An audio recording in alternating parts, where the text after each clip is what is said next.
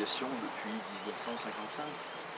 J'ai retrouvé dans le grenier de mon père un bulletin du conseil municipal de cette époque qui la promettait déjà, sans dire quand elle serait réalisée. C'est vrai, c'était leur erreur. Mais déjà en 1955, on en parlait.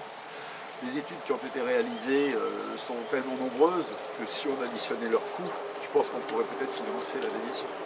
Donc il y a un ras-le-bol.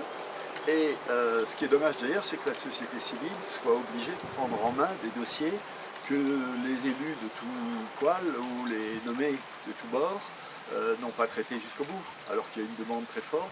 On a fait passer des priorités autres que cette déviation. Encore une fois, nous, on ne se bat pas pour la déviation de la Roche-de-Rame, on se bat pour la revitalisation de notre village.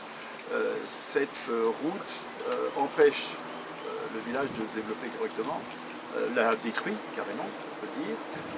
Cette route, c'est l'axe principal c'est l'axe unique entre Gap et Briançon, et c'est l'axe principal entre Marseille et Turin. La circulation routière ne fait qu'augmenter. Les poids lourds sont de plus en plus nombreux puisque le rail ne transporte plus de marchandises. Il y a des projets de développement dans l'ordre du département qui vont encore augmenter ces trafics, donc on en a ras-le-bol.